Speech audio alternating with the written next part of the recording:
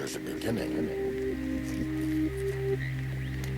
an end. You're listening to 108.9 FM. Adjust your frequencies, fine-tune your mind and brace as you prepare to fall through the trapdoor. The universal dream is a dream of magic.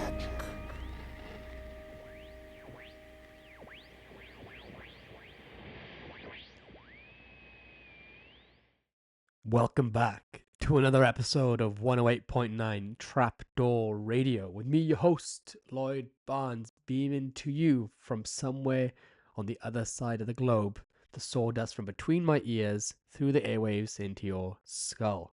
Hope you've all had a great summer. We're back from the summer break. Thanks for bearing with me, for being patient. My kid went back to school on Tuesday, and it's straight back to the lab. I'm trying to get... I want to sound cool. I want to sound like my studio. I want to call it the lab, where we make the magic, we do stuff. But it's just every time I say it, Kaylee looks at me and she's like, "Just shut up! Like you just sound so lame." But I'll keep working on it. We're back in the lab. Yeah, we're back in the lab, baby. And thanks to the millions of you across the world, and by millions I mean 5 or 6 of you that have been asking, "When's the next episode coming back out?" Well, the answer to that question, my friends, is now. If you can hear this, if you're listening to the sound of my blocked nose, hay fever voice, who gets hay fever in the middle of a 2-week long rainstorm? This guy does. That's me. So anyway, in this episode, we have a lot to catch up on. I don't really keep my eye or my finger on the pulse of the new releases, or I haven't been, at least for the summer. We're like a hands-on family. I don't really like, it was some holiday with my kids. I didn't want to like just be sat at home sticking them on tablets or whatever people do. We are very much out, go get them. So I haven't followed the magic industry very much. I haven't really seen many new releases. Obviously, I've seen like a couple of trailers pop up on like my YouTube channel that I like for shops that I subscribe to and things. So a little bit aware of some stuff, but in real time, in this episode, I'm going to go through some magic websites, some forums, check out what some of the new releases are. I'll watch some trailers with you, so you'll see my reaction to them in real time, and I'll share with you some big news. And that's kind of what I'll get into first. Is there some big news today? This year it's kind of like the yes year, the year of saying yes, maybe, or maybe ticking off some more bucket list stuff. Well, basically, this is it. So I actually genuinely, this is not like a thing to help me get engagement or to build up like the algorithm things. I need your help because, and you'll understand why. So let me tell you the news. And then I'm just gonna, your help is not a lot to ask. I just need some suggestions, basically, for real, like some advice down below. So that's the thing. I have a bucket list. I don't lecture, right? I say no to pretty much every single lecture request that comes in. I say no to it. And it's not because I'm too cool for school. It's not because of any spurious reasons. It's just because I don't really enjoy lecturing. It's not my thing. My passion is creating magic and making videos. I don't really have that urge to be like a live performer. I don't know. I think that's such an odd thing when I talk to people, like if on the rare occasions that like lay people find out what I do for a living. When I say I do magic but I don't perform, they kind of like they look at me like that's odd. Where and it is, I suppose. And then I explain it's more like singers and songwriters. You know how you have some people that love to sing and then some people that love to write songs, but those songwriters may not love to sing, and those singers may not love to write songs. It's kind of that category. It's more for me. It's the problem solving side. Well, that's literally what it is that I love, and I like making the video side of it. Like making videos, photography. It's been my hobby since I don't know how old. So, with that being said, anyway, I always say no to lectures, but I have like this whole imposter syndrome thing, and I've been suffering with it since day dot. And so to sort of like help me get over that, I have like this little mental bucket list of like, oh, do you know what? Like if I ever got the bat call, the bat signal to go and do this, you know, it kind of in my head tells me that maybe I'm good enough. And that bucket list for conventions wise was 3.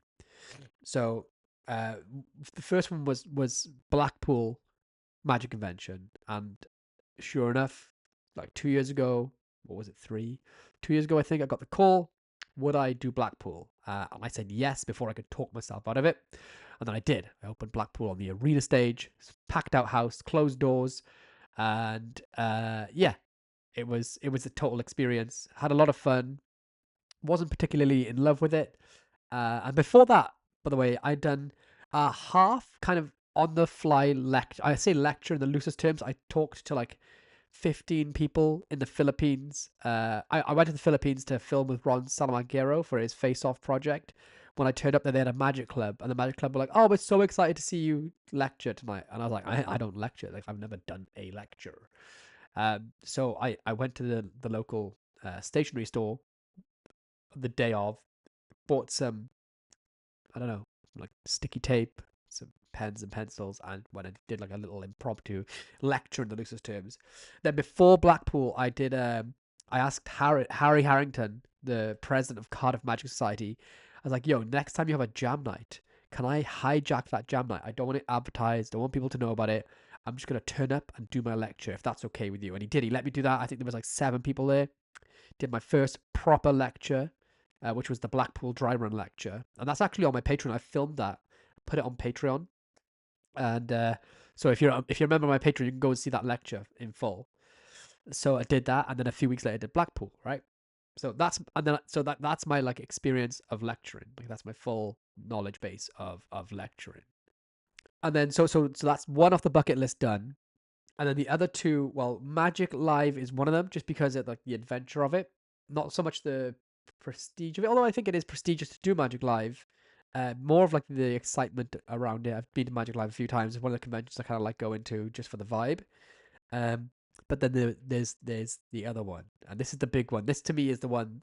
Like, I wasn't really scared of Blackpool. I wasn't really nervous. I was like a little bit nervous, but Blackpool's a bit of Mardi Gras of magic, right? And I'll explain what I mean in a moment. So the big one to me, and it's the first one I ever did. So the big one is the session convention. I've been going to the session convention, well, since 2006 was my first one. So 2026 will be the 20th year of me going to the session. I think I've missed 2 or 3 in total.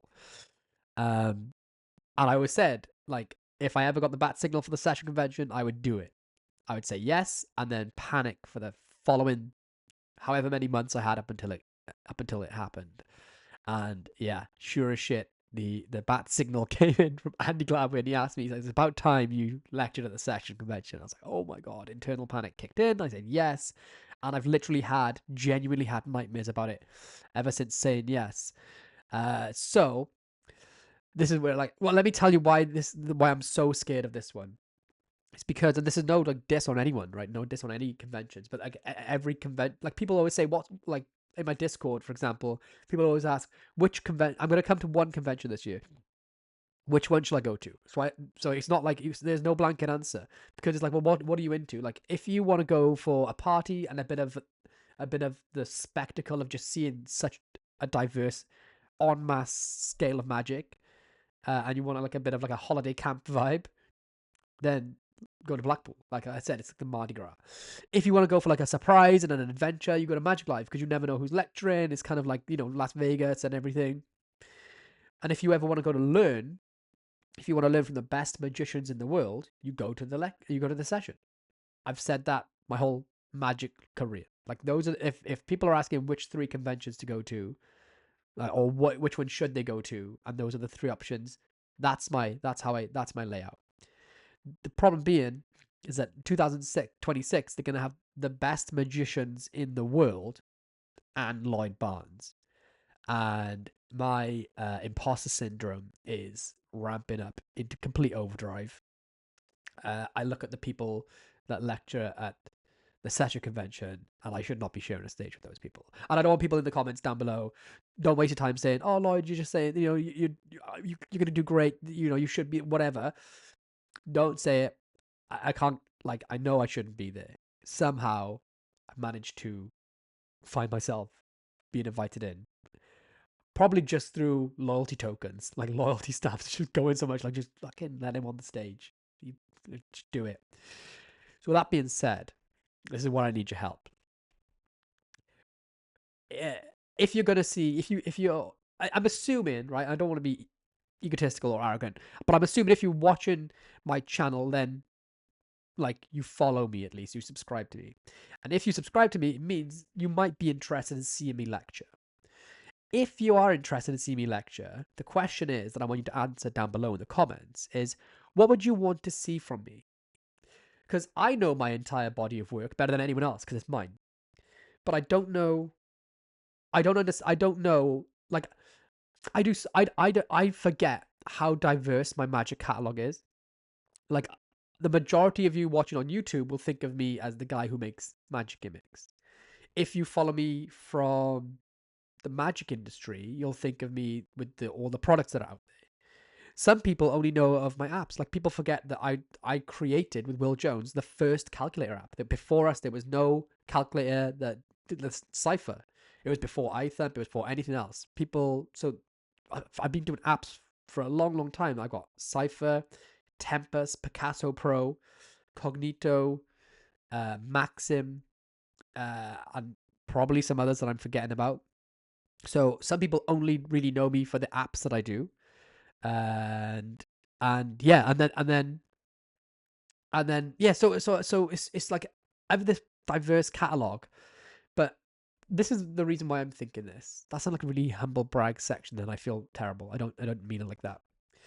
But my mother-in-law, my sister-in-law went to go and see Tom Jones in concert, and I said, "How was the concert?" And they said it sucked. I was like, "What? You went to see Tom Jones in Wales, where we live, in Cardiff Castle, which is like his home stomping ground, sort of biggest place, most important place he could play. So how could it suck? Like, off night or bad voice?" And they said, "No, he just played his new album, and nobody knew any of the songs." And I was like, okay, I get it. And that's happened to me. I've been to concerts to see my favorite bands, and they've literally just spent the entire time playing their new stuff, which nobody knew. Which I get it. It's different from Magic, right? But I don't understand. I don't. This is the question. I think then maybe, mainly, is I don't really understand what my brand is, so I don't know what people want to see me deliver. Maybe I do a bit of everything, right? Maybe I do some gimmick magic, some visual impromptu magic. Maybe I do some app magic. I'm not sure. One thing's for certain though is that, like I did with Blackpool, it's not going to be a dealer-dem. I think the worst lectures. I'm really lucky in a sense that I've seen, probably for my age at least, almost as many more lectures than anyone where I am, because I've been to so many damn conventions. So I've seen the good and the bad, and I think the worst lectures are the ones that are just dealer-dems. And if you don't know what a dealer-dem is, it's basically where they bring a bunch of products with them, and their lecturer is just showing you how those products work, and at the end they say you can buy the gimmicks here. There are a lot of lecturers that do that. I think that's the worst. At Blackpool, I did sell a Blackpool pack, but this is because so my entire lecture, every single thing in my lecture, you could learn it there and then and make it or perform it there and then. That was the whole point of the lecture, is that it was very like hands-on. I was speaking to Pete Turner. He was like, "Lloyd, what you don't understand is that like you will have people in that room that have come to Blackpool just to see your lecture, just to see you, and those people will want to take home something of yours." And I get it. Like, not I don't mean that. I went to see Michael Amar. I bought Michael Amar's lecture notes because I wanted Michael Amar to sign them. So not like I didn't, not in a bad way, but his lecture was the lecture notes. So I'd learnt the stuff there, but it was nice to have that memorabilia. And I'm in no way, shape, or form Michael Amar to anyone, but there might be one or two people in the audience that want like some form of memorabilia. So there'll be something there that you could pick up. But the main or one of the core focuses of my lecture is that it's not going to be a dealer-dem. So everything will be in some way, shape, or form actionable, like practical. Like if every trick that you watch in my lecture, you'll be able to either perform it immediately or go home and do it immediately. And I think I'm gonna probably give away some new and exclusive app as well for free if I can. I have 2 or 3 that I've been working on in the background that I think I'm gonna give away at least one of them, which would be pretty cool. So, yeah, I don't know. Like, I want to know in the comments down below. Like, what do you want to see from me? Is it just like the app stuff? Is it like some of the stuff? Because like I know on Patreon is like my best stuff. Like it's like my top tier magic, and I don't share it anywhere else. So people don't know what I think my good material is. Like they haven't seen it. So maybe it's some stuff from there. Do I create an entirely new lecture? Which is a bit of a challenge, but a fun challenge. Do I teach some things that I've shown before, or maybe with some new twists on it? I have a cool. I won't say what it is, but I do have one idea already that I've been sort of slowly chipping away at in the background, which sort of takes one of the things I'm most well known for, one of the visual tricks that I'm most well known for, and leaves everyone with a what the at the end. It's like everyone thinks that they know how it's done, and then I'll leave everyone with like a whoa, that's not possible thing. So I'm pretty sure that's going in there. I know like 1 or 2 other tricks that are going in there, I think, but really I just don't know what to do. Like if like I know, for example, if I was going to go and watch Luba lecture, then I'd want to see anything to do with chemicals and cool science-based illusions. If I was going to go and see Paul Harris lecture, I would want to see his interest in creative tricks that use cards that have been torn up or cut up or reshaped in some way. If I was going to see Mark Kirstein lecture, I'd want to see new ideas and apps, all app-based stuff. Not that and that's not to say that the other ideas, like the other creations, are not good. It's just that I like like going to see Tom Jones or your favorite band or your favorite artist. You don't really want to. You want to go and hear their classics. However, that's not the same for comedy, is it? Like you go and see a comedian, you don't want to hear them tell the same jokes. So I don't know. I'm just very confused. I've got till January. It's now September. In the interim, though, I've said yes to, I think, 3 lectures. So 3 lecture requests have come in since then. And I thought, you know what, it'd be good to practice by doing those. So saying yes to those. So I've got one in Ireland in a month on like October the 4th or 5th or 6th. I'm doing one in Cardiff. Oh, I think I've got 4 lectures that have come in since, and I've said yes to them. One in Cardiff, one in Bristol, I think, with Harry. He was like, "Come along, we'll do Bristol," so like that. And then another one which I don't think it's been announced yet, but it's in like, this is a really prestigious place, one of the most prestigious places in the UK, and I was voted for to be one of the 2-star lecturers on this day event thing. So I said yes to that because all this is going to be good practice, because like I felt like I could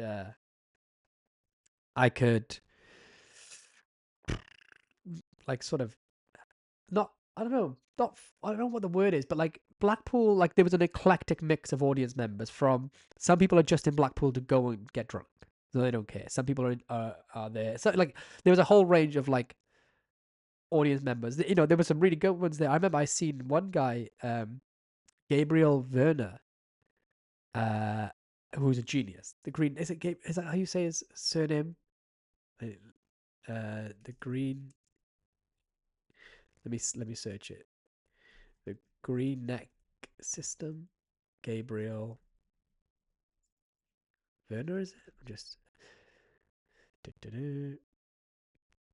Verlin. Sorry, I apologize. I'm an idiot. I truly am an idiot, and that is embarrassing. Yeah, but Gabriel Verlin was at my lecture. I consider him to be an actual living genius. I think most magicians do. He was at my lecture. He actually came up to me last Blackpool and said that he's been using something that I taught in my lecture, which blew my mind. And I'll explain why or what he said in a roundabout way, because it's very relevant to the session. I'll probably teach that at the session because it's very apt for the session. But yeah, so I had people. I know it was just a wide range of people. It was like people, literal geniuses, and then there were some people in my lecture that I don't even think were into magic. Like I don't think they were. I think they were just there for the party. Like they'd come along with people as their plus one. But you don't really get that at the session convention. You don't. Like it's very much like Blackpool people take their family members, they take their kids, they take their friends, and some people are like they just see it as a big like cool thing, so they come. But you don't get that at the session.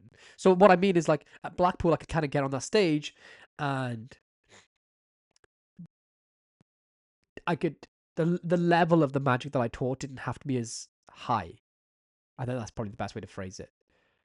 Whereas the session, it has to be. I think anyway.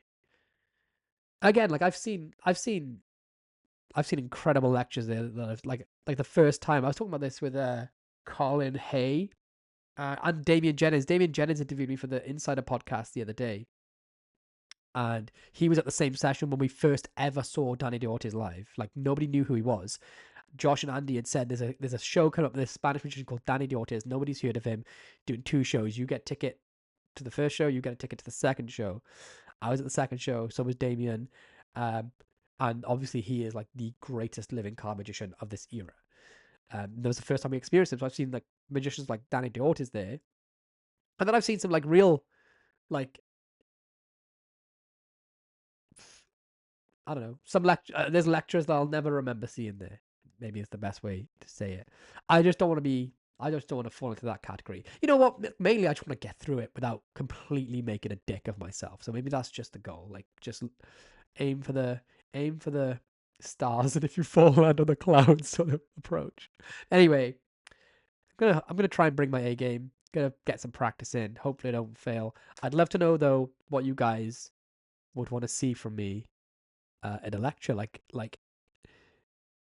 I in my head, especially as well, like creating and consulting. I have such a wide range of magic, but I don't really know what my brand is. So if you guys would comment down below, come and see the lecture. Please come along. If you're in 2 minds or 3 minds, or if you're like, I'm gonna go to 1 convention this year. I already know the WhatsApp groups that I'm in. The boys have started chatting which conventions to pick. If you don't know which convention to pick, please consider picking the convention to come and hang out with me.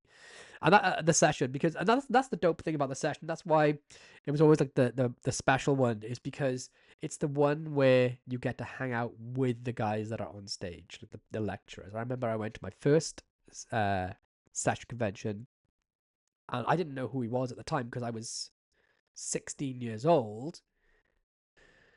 But there was this magician doing the best cut. He was a Las Vegas magician in the lobby, talking to me and my friend Owen. We'd driven up there. We were 16. I was 16 years old, like literally a nobody. And he'd sat in the lobby for like 2 hours just showing us the most amazing card magic. And then another guy as well. But it turns out the first guy was Alan fucking Ackerman.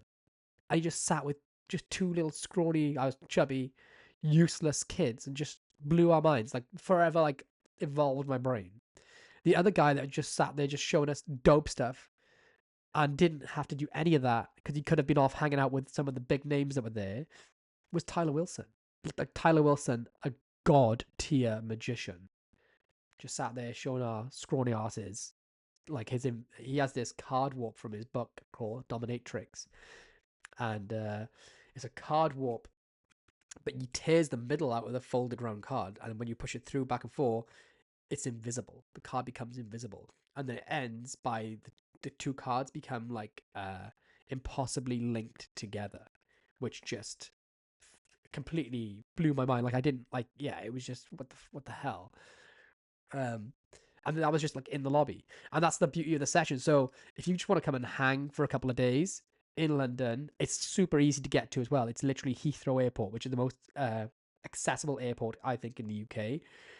So wherever you are, you literally just drive to Heathrow Airport. There's a big hotel there called the Radisson. I think it's the Radisson Blue, and should come. It's amazing.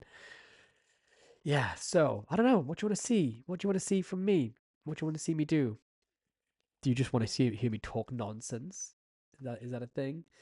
I don't know. Yeah. So that's the big news. I've rambled a lot there. That's like 25 minutes of me talking shit about how nervous I am for a lecture. Like, this is the thing. You guys probably think, like, I feel like I'm fairly proficient at magic. I'm not a performer, but I perform magic. I just don't enjoy gigging. I don't enjoy stage performances and stuff. It's just not my style.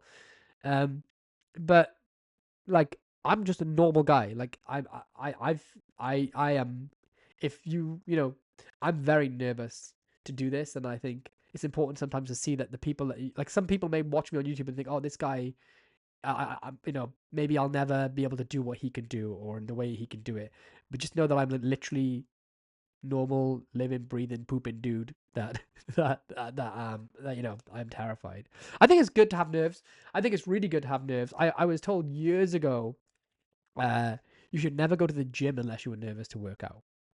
And then, like, I meant like the boxing gym, and I've always like channeled that, because it was like, if you're nervous, you at least for me, when I'm nervous and I have that like skittish energy, it makes me zone in and think really hard about my each and every next step and next thought that I have. Whereas if I'm relaxed and I get cocky about anything, if I've ever been too overconfident, is when I make mistakes and when I fail. So yeah, I don't know. I hope I don't turn up on the day I'm like, I've got this in the bag. I've done 4 practice lectures. I know what I'm doing, and then I just literally screw up every double lift and flash every trick that I do. So yeah, and I've certainly seen that happen before. I hope I'm not that guy. Anyway, 25 minutes of rambling. I bet I've lost the entire crowd. So if you're still listening, congratulations, well done. You have made it this far. Give yourselves a pat on the back.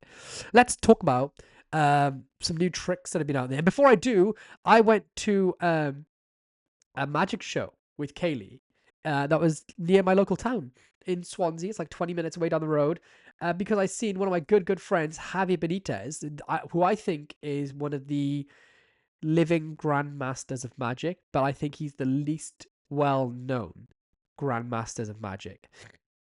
Studied under Ascanio, friends with Danny Dorty. He's from Seville. I've been to Seville, stayed with him. He's fooled Penn and Teller. Well, we messaged back and forth over the years, and it's like, oh yeah, like, we'll hang out and things. And then I seen he was performing a show with Taylor Morgan that Taylor Morgan had organized with Aaron Crow and Taylor's partner, who I'm gonna kick myself for not remembering the name, but it was called Phenomenal. Let me find the name on my Instagram. The show was called Phenomenal, and we had Rebecca Foyle, Aaron Crow, Taylor Morgan, Javi Benítez, and it's like this new show of like a variety of magician acts, and it was just like 25 minutes up the road. For reference, I don't live in London. I don't live in a big city like Edinburgh or Manchester. I live in a tiny coastal town. I live like literally in the sticks away from everything. I was talking about this to David Jennings. I was like, when I was younger, I used to be so resentful towards magicians who I felt were just get in the spotlight because they had friends, they were in London, I don't know, but we don't get things like that. Like, one of the biggest magic events that happened in Wales was Wayne Dobson performing at my local theatre when I was 5 years old or 6 years old, like 30 years ago. Like, that was a huge event. So for Javi Benítez, an actual living, breathing grandmaster in my mind of magic, and if you see him perform, you'd be like, yeah, he's a fucking grandmaster. Being like 20 minutes on the road, I was like, Kenny, we're gonna go see him. So yeah, went to see the show. It was phenomenal. Blew me by phenomenal by name, phenomenal by nature. Some real, like, Aaron Crow does like death defying smash and stab style magic. And Taylor did some incredible stage magic. He had this amazing act with balloons that he hasn't under his control. Then the balloon flips upside down.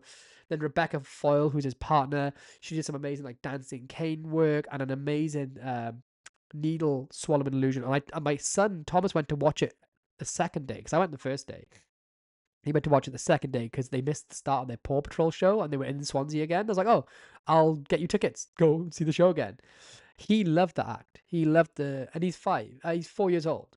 So to me, I thought that was going to be a bit like, if you have a 4-year-old or if you had kids, you'll know that like 4-year-olds are kind of like, that might be a bit too much for them to comprehend. But he loved that sword swallowing, the needle and thread swallowing act. And then Javi just crushed it. He did his tournament restored thread routine, which I filmed with him in Seville. I discovered him doing that in South Korea when I was over there at FISM. And yeah, it was just good to catch up. It was only brief because we had to get out of there because he was signing autographs at the end. He was like literally swarmed by people at the end on the night that I went, and it was gonna be like an hour and a half queue, and I got kids, so had a brief catch up. But that was like one of the highlights of my summer, magic wise, and it was just good to see Hav, and we're gonna hang out again. He's gonna come back over to Wales and just I think he's gonna be touring with the show with Taylor and Rebecca and Aaron. So yeah, it was just like a really exciting experience. But anyway, I am well aware that I'm rambling, and I'm well aware that Thurston poster in the background is itching to get itself focused on. By the way, if you haven't done so already, hit that subscribe button. If you're watching on YouTube, hit the notification bell. If you're on Spotify or Apple Podcasts, hit the follow button and the subscribe thingamajiggle. And but we're about to get into now some new releases. Gonna go check out the Big Green Monster website. Gonna go look at some magic shop websites and just see sort of what's floating about in the ether that I haven't seen or may have like glanced at, and give you my live real-time reactions to that stuff. So let's go. Oh, pardon me. That was my morning coffee trying to get back out the front end. Let's go check this stuff out. All right. So, let me see what we got here. Let's refresh this page. We're on the Magic Cafe. If you are watching on YouTube, then you'll be able to see the screen. If not, and you're listening on Spotify, I'm going to narrate what I can see. However, don't think that if you're watching on YouTube and wondering why I'm narrating everything, it's for the people listening at home. All right, so we have a couple of things. We have Pathfinder. Now, this is the problem. I'm not going to be able to play the audio, and I think this Pathfinder by the Daily Magician is a mentalism trick, so it's going to be kind of hard for me to play and review this, and it's a 7-minute trailer, so we'll check this out maybe another time, purely because of the platform that I'm viewing this on. So one thing that I did see was this no-risk ring flight. And what I want to play in particular is a clip that I know is on page 7. Haha. And that is this video of, who is it? Darren. So this is Darren performing the ring flight to a live audience in the UK. And I want to just talk about this, is that when it comes to like magic and products and reviews, there is so much people misattribute to magic reviews, and my own personal theory and thoughts on magic reviews has stood me well. And what I think is that, like, mainly the only thing that really matters on a magic trick, on a magic product, is if you buy it, can you perform it, and does it get good reactions? Obviously, if the answer to that question or those two questions is yes, then 90% of the other stuff for the product is essentially inconsequential, unless it's so bad that like it falls apart. But people are so lazy these days. Like, there's a difference, right? There's two types of magicians, and I've said this for the last 20 years on a parapet to anyone that listens. There are two types of people. There are people who do magic tricks, and there are magicians. And the people who do magic tricks want to buy something out of the box, and they're not willing to work for it in any way. And then there are magicians who are masters of every asset, every facet of their craft. Which means that I believe that if you are a magician inherently, that you should be, anything you buy, you should really be taking apart and rebuilding it to make it your own. I don't mean that literally in a physical sense. Sometimes yes, But in a sense of if a product comes with a certain script, you shouldn't even be considering that. Really, it should just be whatever your character is. You should create your own script. You should always sort of be adapting the effect to make it look your own, make it your own. You should totally be willing and open to modifying the method to make it fit better for you. Like in this thread that I've seen the other day for this no risk ring flight, somebody says like the first thing they've done is find a better way of tying the knots for the shoelaces. And this is the thing, right? Magic reviews don't really count unless someone shows a live performance of the effect. And if they haven't performed it and they can't prove to you they performed it, then the 90% of what's important is not being addressed or acknowledged. And it's kind of like reviewing a car before ever driving it. It's like, you know, it's irrelevant. It's null and void unless there's footage of them performing it, right? That's why every time I do a trick on Katie on Fuller, she's not a magician. She kind of knows a bit about magic, but nowhere to the, you know, she's not a magician. She's a layperson, and every trick she sees, it's the first time she sees it, and there's no fake reactions. What you see, and that's why I think the Fuller series on my channel is so successful and so popular, is because it's the actual stuff you need to see for a magic review. What is this trick? How does this trick affect the layperson? Can it be performed? What does the uncut performance look like? That's pretty much all you need to know.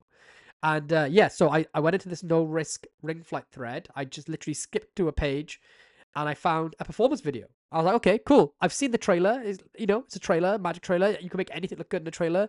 You can make anything look bad in a trailer. And I saw this live performance, and this is all I needed to see. So I'm going to play it. This is from Darren. Daza Magic 1 on YouTube, and I'll preface it. It's fucking great. So I'm going to play this in full. Fuck you guys. Apologies for the bad language. That is absolutely beautiful. That is crazy. Listen, I'm going to show you something very unusual. So he's borrowed a ring. He's borrowed a very unique looking ring. He places it in his fist. Inside my pocket here, I think I have... Inside his pocket, he's reaching for... my lighter. He's looking for his lighter. Okay. My lighter's in the bag, but we're going to pretend. I love that. He makes the ring vanish. He doesn't make a big deal about not even bringing out a lighter. He's like, it's gone. Whatever. Do you know where that ring has... And he's asking it, like, do you know where the ring's gone? Where do you think it's gone? They have no idea. She's kind of worried. He creates the perfect misdirection. He's like, it's back on your finger. It breaks the tension. Everyone looks away and laughs.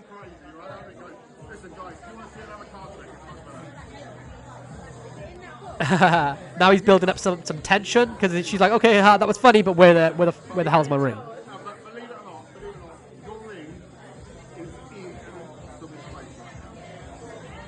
I have not left your side, right? Look, he's building it up. He knows what to do. This guy can perform. This guy can really perform. Now he brings it all down. Here's the moment of truth. It's on here somewhere. And he shows that ring is now tied to his shoelace. And she starts freaking the hell out. She's literally freaking the out right now. Incredible. I have no idea how. And yeah, so you can go find that. It's on page 7 of the Magic Cafe. That's all I need to see. That is all I need to see. I don't care about anything else about the product. That tells me that guy is an independent purchaser. He's purchased it. He's performing it. He's got dope reactions. I don't care about anything else. If there's issues where, I don't know, some part of the product maybe, I'm not even saying this is the thing. I'm just talking about in general. But like, I don't care about anything else. If I can buy that product and do that trick, which he just did, that's all that matters. And look at that. I think that to me is better than a trailer. That is better than a trailer. The only thing that I would change, or the only thing that you can't really get by not having that in a trailer is it's the fact that this guy's unaffiliated with the product. So, you know, the perfect trailer would be like, look, this dude bought this trick. He doesn't even like me. Like, here he is performing and crushing with it. Like, that's the best endorsement you could ever get. And so, yeah, great performance. The guy really understood when to build tension, when to break tension, when to build it up, when to misdirect. And also you could see like the guy didn't sweat the small stuff here. Like he reached in his pocket for a lighter, either by design or by accident. He was like, I don't have a lighter, but I don't care. I've seen so many magicians crumble when they get to a point in their routine and they may have misplaced a prop or they don't know what to do. Or they just kind of stop dead, and that's kind of like the end of the trick for them, you know, or they just go to mush. Not for this guy. This guy just completely crushed it. And sorry, I thought my mic was off then. I was like having a little mini panic attack. But yeah, so that's called No Risk. No Risk, the safest ring flight ever by, who is this by? It's on Magie Factory, which is a French magic site created by Chris Torrent. And I think I looked at the price, was it yesterday? By the way, I had to record this podcast, or at least the start of it, twice because yesterday I had to skip out.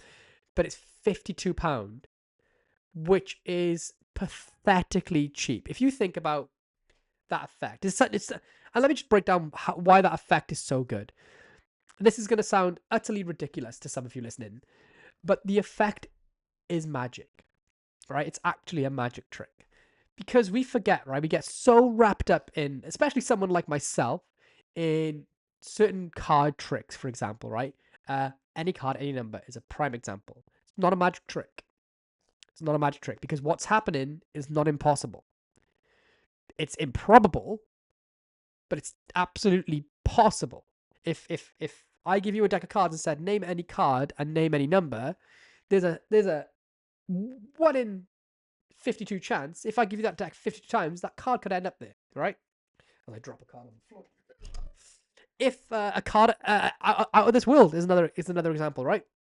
If I said take the deck, shuffle it, and just deal 2 random piles, it's very, very, very, very, very improbable, but somebody out there will deal that deck into 2 even splits, reds and blacks.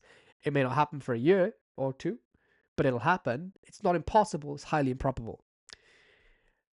But I see so many magicians performing so much magic. Like I pick a card, find a card trick, right? I'm going to find your card. It's going to be the one that, you know, the 10 card find or all of gambling routines. All gambling routines encompassing. They're not magic, right? And they get confused with magic quite often. This is a magic trick. First of all, the ring vanishes. And it incorporates one of the core elements of magic, which I think people often forget also. It has the most important thing, I think possibly the most important element to a magic trick, which is the surprise element. Okay? For example, with an ambitious card routine, right? I tell them, your card is going to come to the top. So it goes into the middle. And where does it come? It comes to the top, which is exactly what I told them it's going to do. There's a big debate over ambitious card, whether people should, you know, once you start to do the card to mouth element to it, or it becomes a solid deck or whatever, then it's not an ambitious card. The tricky part is then but you also lose the surprise element to it. Yeah. But like so much magic happens and there's no surprise. I tell you I'm going to put this phone in the bottle or this coin in the bottle. The coin goes into the bottle. No surprise. I think one of the most important factors to magic tricks is that surprise element. You all know I do this because I just talk about it constantly, but I always 99% of the time I open with Crazy Man's handcuffs. And I never do it in my hands. I only do it in the participants' hands, right? But I do 3 phases. First phase, it melts through. No one really knows what's going to happen. So it's kind of a surprise. Second phase, it melts through again, but they're all looking for it. And this is my conditioning section because the third phase, it's completely in 2 participants' hands. So I don't even touch the rubber bands. They have them linked together. I get the second participant, who would essentially be where I was for the first 2 phases. They start to rub the bands down, and one of the bands completely vanishes or melts into the other one, whichever way they want to perceive it. And that's the surprise element. And it's something which gets people completely losing their minds. Completely losing. It's why 2-card Monty is such a good piece of magic, because they think it's going one way, it goes another. And yeah, I've gone off on a tangent, but I think have a look at all the tricks that you do. and ask yourselves which ones out of my set. Literally stop the video right now, right? Pause the video, write down, say, what are my 7 deadly tricks, right? 7 tricks that I do on the most regular basis. And then ask yourselves how many of those are actually magic tricks as opposed to improbabilities. And then ask yourselves, out of those magic tricks, which ones have the surprise, the excitement element to it. And I guarantee you, or I can almost guarantee you, that if you were to then go back to that list and say, right, I'm going to cross out the ones that have no surprises. I'm going to cross out the ones that are just improbable. And I'm going to fill those spaces in with new magic tricks. Or tricks, not new, they don't have to be new, but other tricks that I do that have a surprise element and are actually magic. You will see the level of your performances increase exponentially through the roof as a magician. If you want to be a gambling expert demonstrator, then maybe do it the opposite way around, right? Cross out anything that can have a magic explanation and do it as just an improbable explanation or just a sleight of hand explanation. But yeah, I guarantee if you want to be a better magician, one simple thing you can do right now is literally just look at your set list, cross off what's improbable, because when it's improbable, it gives them a method. If they have a method for one thing, they'll slowly start to fall into that pattern of, oh, well, if that's how that worked, there must be a way to do that. And I don't ever want that feeling. I know Penn and Teller talk about, you should never let them feel that false belief of suspended disbelief. But I'm happy to do it. I'm not happy to just tell them it's real magic. I'm happy to let them have no explanation at all. Right? Just a thing with me. I'm happy to give them no answer. Not to say that it's real magic or that actually it was just like a hand. Sorry to let you down. I'm just happy to let them live in limbo. But yeah, I guarantee if you're looking to be a better magician, the first thing you do is just pick better tricks. Pick tricks that are magic. Pick tricks that are going to give your audiences surprises. I don't mean like cheesy surprises, but something. Yeah, I mean one of the core elements of magic is that surprise element. I believe anyway. So yeah, that has it, right? The ring vanishes. Everyone's wondering where it goes. He says it on your finger. They're like, "What the hell?" No, it's tied to my shoelace, and it's kind of like a roundhouse kick. And we're like, "What the?" That can't be possible because you haven't even been near your shoes. That would insinuate that you don't have to be tied on there. People know instinctively you have to tie your shoelaces, so it incorporates this moment of, well, you it's not possible because you would have. I know to do that you would have to stop and do your shoelaces up, and I also think you would have a bit of fun with this too, right? You could imagine just before you go up and perform, right? So not a gig and set, but say you're in someone's house and you know that you're going to end up performing stood in front of their kitchen table, right? You come in, everyone is busy out in the garden, right? Maybe you're at a barbecue party. Later on when it gets cold, you're all going to come in. You spend 2 minutes with your phone in front of you, maybe, I don't know, right? You place it on the floor and you bend down and you cover what could be a ring in your hand, or you use a dupe, right? If it's just silver/gold, and you tie it onto your shoelace, right? And now this is the performance, right? And this is what I mean about, like, if you're a magician, you should be able to make tricks your own. Like every trick you buy off the shelf, think about doing it your own way. But this could be potentially a way that you do it, right? To just completely enhance this moment entirely for free. You borrow someone's finger ring, okay, and you make it vanish. But you say, actually, I'm going to let you in on the secret here. I'm telling you from a performance point of view that this ring is going to vanish.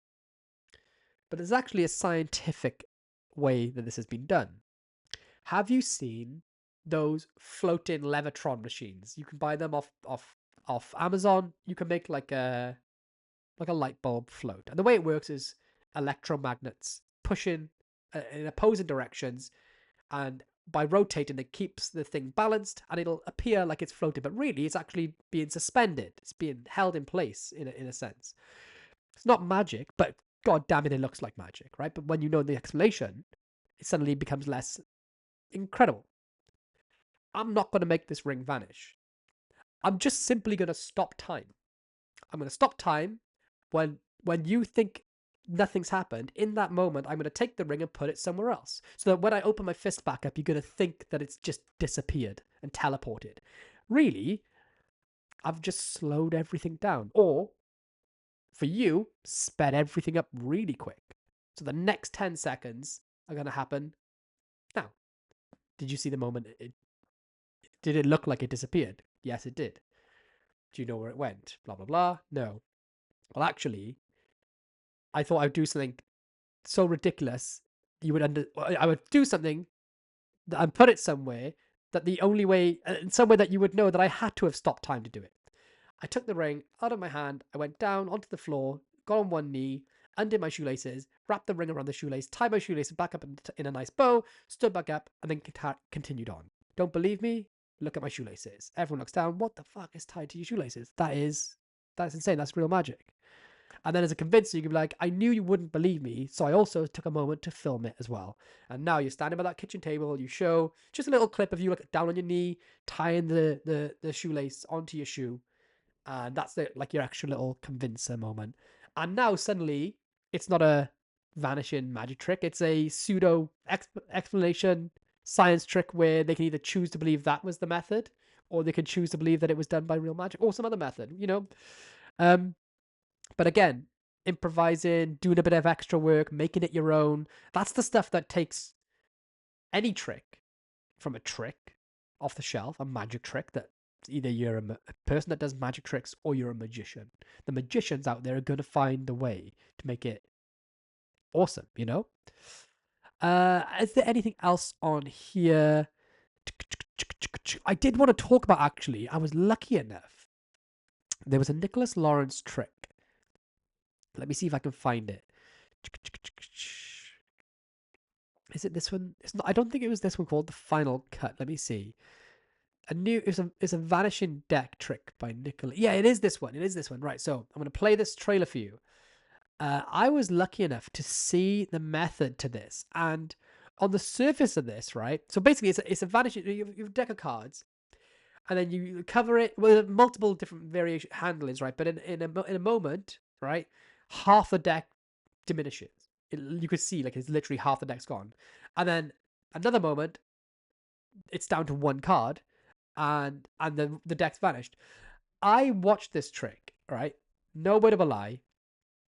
And I thought, oh, it kind of looks like Level 1 by Christian Grace. Because I know, that's an amazing piece of magic. Then I watched it again. I was like, oh, hang on. If it was Level 1, then he wouldn't be able to show the face of the deck at that point, at the halfway mark. Which is kind of amazing. And then I saw the method. And although it has kind of foundational similarities to Level 1, I mean, I think it's okay to say this because I don't think this is a diss at all to Christian Grace, but it's been 7 years since Level 1 came out. This is genuinely absolutely brilliant. The method to this is not what I thought it was at all. It has foundational roots in it. But it's not what I thought it was. And it's so clever. It's so practical. I actually think it would be a lot easier to perform than Level 1. And I'm not, again, no diss whatsoever to Level 1. I love Christian. I love Level 1. This thing is, if you're a fan of Nicholas Lawrence's magic, and you're a fan of how, what's the right word? Maybe, not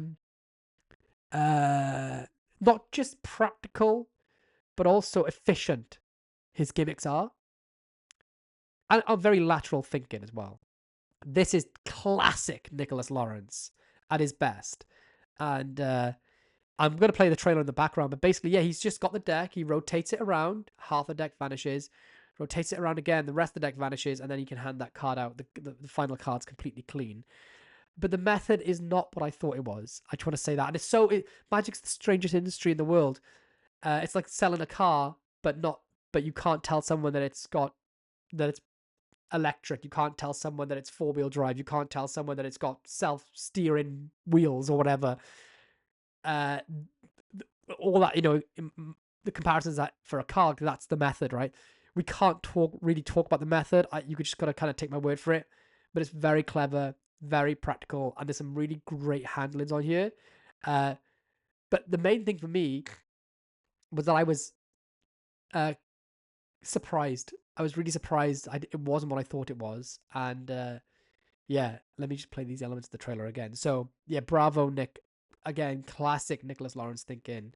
Super, super visual and very easy to do. That's the main takeaway. Very, very easy to do. Look at that. You can just lift up half the deck and it vanishes. And again, all those incredible Nicholas Lawrence handlings are part of the package. So not just like one static vanish. Like you've got all these different crazy handlings and fooling parts to it.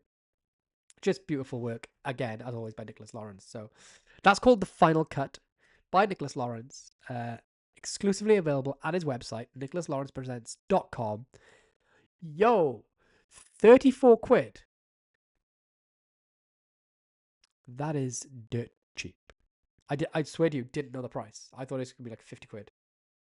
Yep. Phenomenal price. So go to nicholaslawrence.com, pick up The Final Cut if you like that kind of thing, if you want to do that trick. The nice thing about it is that you could easily ring this into a deck and out of a deck with ease. Like it's not going to be one of those things that, and it looks pretty durable from what I saw as well. So yeah, it just looks great. Okay, so I'm trying to think. We're coming up to the hour mark. Is there anything else? I mean, there's so many good things on here. What's Sealed³ by Axel Hecklau? Is that a new version of Healed and Sealed? Is it? Ah, no. Ooh, Sealed cubed. I think that's the name of it. The 3 sealed envelopes starter pack with sign. And look at that. I'm a sucker for a signed card in a window of an envelope or any other object. Let me check this out. Okay, I'm going in blind. I have no idea what this is, but it's €99.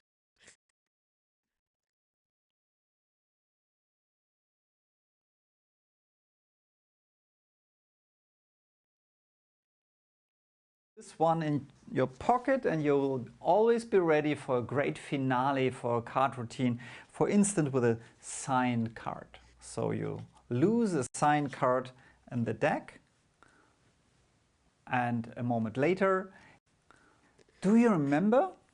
Hey, we had this sealed envelope in my pocket and it's not only sealed, it has also this strip here to find inside another envelope. And this one is also sealed and can be given to the spectator. He can examine everything up close and he will find another opening strip. And inside that one we have another envelope and it's also sealed, but this one he will never ever open because he can clearly see his sign on his card inside the sealed envelope. So that's Sealed³. Yeah, you don't need a full-blown trailer for that. That is just god damn. Oh. That looks so good. I don't do that's like a bit of a parlor piece, right? You wouldn't necessarily walk around the streets doing that. But god damn. If I did parlor, that would absolutely be in my set. I can't tell you, if you've never done like signed card to envelope or signed card to wallet, just how insane it is to a layperson. It just doesn't compute in their minds. This thing, what email like teller said something about it. There could not be a more beautiful and impenetrable way to make an object appear in a nest of envelopes. The spectator gets to take away an impossible object that drives home the miracle. Perfection. And you may quote me. I would literally, I would have, if I ever receive an email like that from Teller, I would officially slime myself. And I'm just going to say it out there like that. Apologies for the language.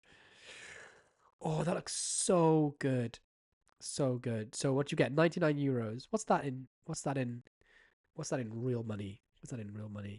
99 euros in, is it like 75 quid or is it the other way around? I'm not a robot, Google. Why would Google think I'm a robot? Like, come on. £86. £86 for that. Okay, so what'd you get? 35 of everything. Like 35 of everything seems like 35 gimmicks. So, and 105 stickers. So what's that? 35 performances, 86 divided by 35, £2.50 a performance. If you are a parlor magician or a gigging magician and you're not willing to spend a couple of quid per performance, like in general, then get out of there. Like, don't stop it. Like, if you're not willing to invest not tiny amount of money per performance to give your spectators incredible magic, then maybe you're in the maybe you're not thinking about what's important. That looks absolutely perfect. Bloody hell. Wow. Well. See, seeing a good piece of magic that I've never seen before always makes my day. Like, I feel hyped after seeing that. So that looks great.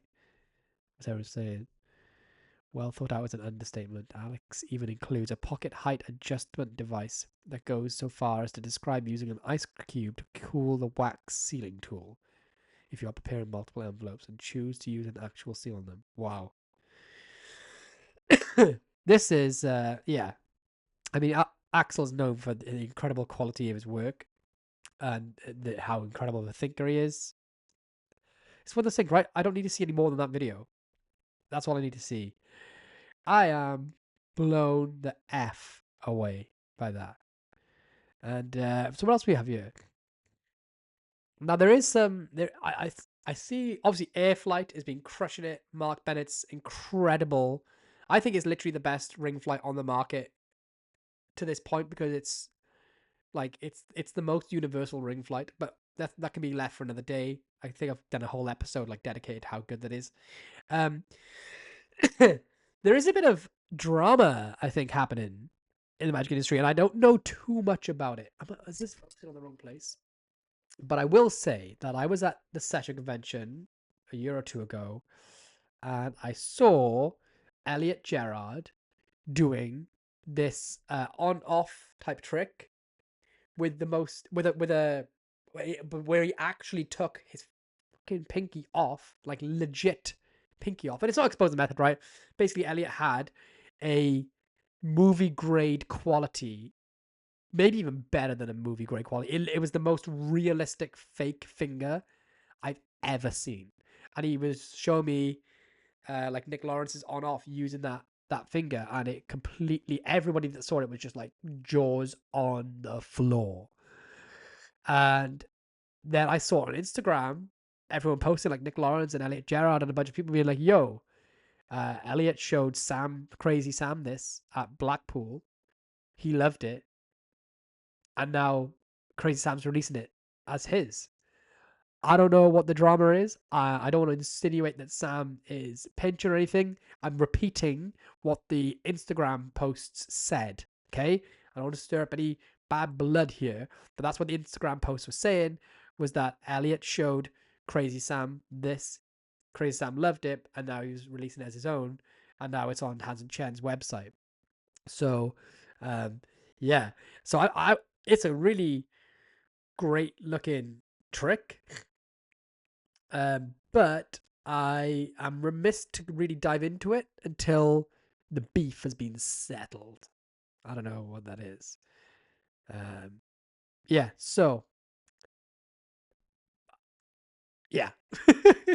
maybe I shouldn't include this in here, but I don't know. This probably all sound, and apologies to Crazy Sam and Hans and Chen if all that's been squashed. If I've got the wrong end of the stick, I do want to say that in advance. I'm just repeating what I saw. Yeah, so we're coming up to an hour. It's the first podcast back after the summer holiday break. Again, hit that subscribe button, those notification bells. Please comment down below if you can. Oh, by the way, gotta say this too. Not ESP was released by Jake Keane a couple of weeks ago, and it's still in the top 10 on Vanishing Ink's website. It was number 5 yesterday. If you haven't got not ESP yet, it's got a thriving user group over on Facebook. Some amazing ideas, some amazing routines. The reviews are absolutely glowing everywhere. I couldn't be more proud of Jake. I couldn't be more proud of his release here. It's genius level thinking. It's inspiring thinking for sure. If you haven't got it yet, go and check it out. It's, you know, a good trick when it's consistently in Vanishing Inc.'s top 10. I mean, top 5 and top 3 for weeks and weeks, and only now it's at number 8. If you haven't got it yet, it's an incredible price. What is it? $29. It's not even $30. $29.95. 12 reviews, 4.7 overall stars on Vanishing Inc., which is a hard market to please. Yeah, for me so far, app of the year, no questions asked, no doubt in my mind, no bias. Like, have you seen an app get better reviews, better amounts of sales than this? It's just fantastic. So massive bravo. If you somehow haven't got this or seen this yet, I think it'll be the best purchase you make this year, and you can get it right now. You can listen to this podcast right now, and you go pick it up for less than $30. So, you know, you're welcome. We haven't even covered Leviosa Phone or Lumino by Thomas Bader, the Marlowe magazine set, or Pro Keto by Brian Watson. However, the arbitrary hour limit has come to a close, and I'm excited to not completely blow myself out with all the magic products that are under the sun. Because there might be nothing to talk about in the next episode, which is coming again next week. So again, hit that notification bell, subscribe button, and all that good stuff. Thank you for being patient. Thanks for letting me have a little summer break, everyone. I've really missed you all. And the next time you'll hear me will be in a week on this podcast. Or if you're on Patreon, there's something new dropping very, very soon, which I think you're all going to love. I just got to get over one little hurdle with it, which you'll understand when I teach it to you. And then I should probably post a new tutorial on YouTube as well. I haven't done that for a while since bloody renovating this house. And aside from that, I think if you want to see me, come to Ireland. If anyone actually wants to come to see me lecture in Ireland, I think it's in Dublin. I think it's Dublin. I need to double check. I think it's the Dublin Magic Club. I think. It's being organised by Darren Close. So whatever his local magic club is, I'll be there on between like October 5th and 6th, I want to say. October 5th and 6th. I'll let you know more details in the next episode, because I'm completely useless and I'm still crapping my pants over the session lecture. So please comment down below. Let me know what you would like to see from an LB lecture at the Session Convention 2026. It's good to be back. I'll stop rambling. I'll see you all in the next episode. Peace. There's a beginning and an end. You're listening to 108.9 FM. Adjust your frequencies. Fine-tune your mind and brace as you prepare to fall through the trapdoor. The universal